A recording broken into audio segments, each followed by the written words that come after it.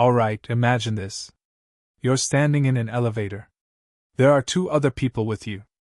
The doors close. Silence. What do you do? You stare at the floor numbers, your phone, the ceiling, anywhere but their eyes. Why is that? Why does holding eye contact with a stranger, even for a few seconds, feel so intense, awkward, or even threatening? Today, we're diving deep into one of the most powerful and uncomfortable social behaviors, eye contact. What it means, why we avoid it, and how this simple act shapes connection, power, and vulnerability in ways we don't always understand. Let's explore the science behind the stare.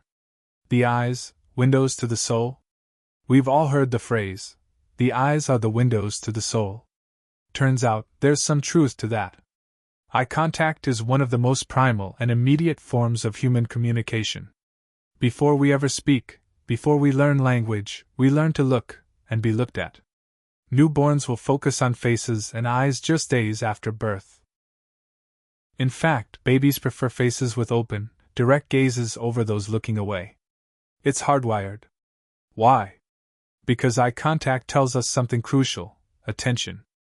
Are you paying attention to me? Do I have your focus? Am I seen? In human evolution, eye contact helped build trust and connection. It signaled safety or danger, submission or dominance, curiosity or threat.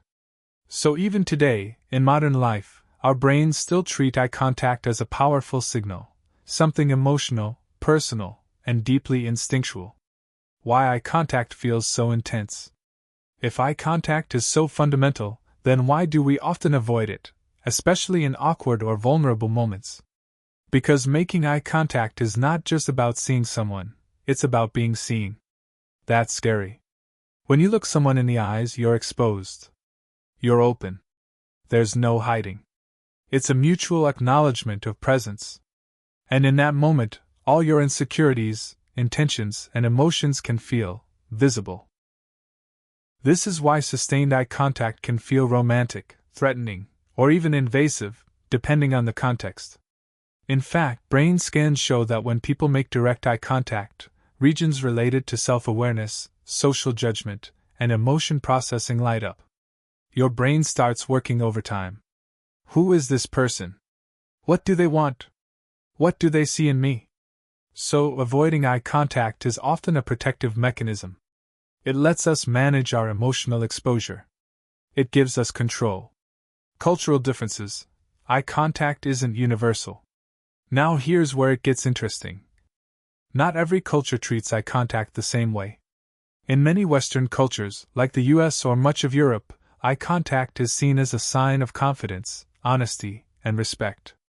You're expected to look someone in the eyes when speaking, or risk seeming shifty or untrustworthy. But in many Eastern cultures, such as Japan or South Korea, prolonged eye contact, especially with authority figures, is considered rude or confrontational. Respect is shown by looking away. Among indigenous groups, African communities, or Middle Eastern societies, norms around eye contact can vary widely, based on gender, age, status, or setting. So while some see eye contact as a way to build rapport, others may interpret it as disrespect, arrogance, or even aggression. Moral of the story? Context matters. The role of power and status. Eye contact isn't just about connection. It's also about control. In psychological studies, people in positions of power tend to make more direct eye contact and hold it longer. Why? Because they feel entitled to look. They're comfortable in their status.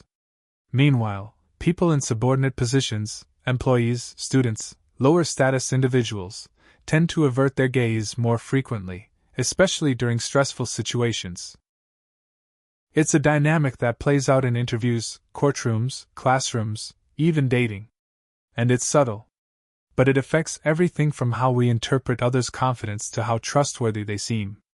Eye contact isn't just communication, it's power play. Eye contact and autism. For many neurodivergent individuals, especially those with autism spectrum disorder, ASD, eye contact isn't just awkward. It can be physically and emotionally overwhelming. Neuroscientific studies show that direct gaze can cause a spike in physiological arousal for people with autism. It's not about rudeness, it's about sensory overload. Understanding this is crucial for empathy. The assumption that everyone should make eye contact overlooks neurodiversity and can make social spaces unintentionally exclusionary. So while eye contact may be a norm, it's not a one-size-fits-all experience. Gaze and technology, the new eye contact crisis. Think about this. When's the last time you made uninterrupted eye contact with someone, for more than 5 seconds? In our screen-saturated world, real eye contact is becoming rare. We're often together, but not connecting, scrolling through our phones while talking to friends, partners, or even strangers. And now with video calls and digital meetings? Eye contact gets even trickier. You look at their face on screen, but your camera is slightly above. So to them, you're not really looking at them. And that disconnect adds a strange tension to virtual communication. We're more connected than ever, yet real gaze, genuine presence, is slowly vanishing. And with it, a fundamental piece of human intimacy. Eye contact and emotion. One of the most fascinating things about eye contact is how it mirrors our emotional state. Happy people make more eye contact. Anxious or insecure people avoid it. Lovers gaze. Liars often don't. Or sometimes they do, on purpose, to convince you. Eye contact can soothe, intimidate, excite, or unsettle. And how we use it can reveal more about us than any word ever could. Can you learn better eye contact? Yes, but it's not about forcing a stare down. If you're someone who avoids eye contact out of discomfort, here are a few tips. Practice in low-stakes situations, grocery stores, brief chats, small talk. Aim for brief glances, not unblinking stares. 3 to 5 seconds is often enough. Look between the eyes, the triangle method, to mimic eye contact without the pressure. Pay attention to how eye contact makes you feel. It's okay to notice discomfort. That's where growth happens. Ultimately, good eye contact is about presence, not performance. Final thoughts. So, why do we avoid eye contact? Because it's powerful. Because it's personal. Because it forces us to be seen, in a world where hiding is often easier. But at its core, eye contact is one of the most human things we can do. It's connection without words. Vulnerability without explanation. Recognition without judgment. In an age of distractions, maybe the real act of rebellion is just to look someone in the eyes, and let them look back. So the next time you catch someone's gaze, don't flinch. Maybe just hold it for a moment, and see what happens. If this topic made you think twice the next time you look someone in the eye, smash that like button, subscribe for more psychological deep dives, and drop a comment below. What's the longest you've ever held eye contact with a stranger? Was it connection, or confrontation? Stay curious. Stay human. And I'll see you in the next one.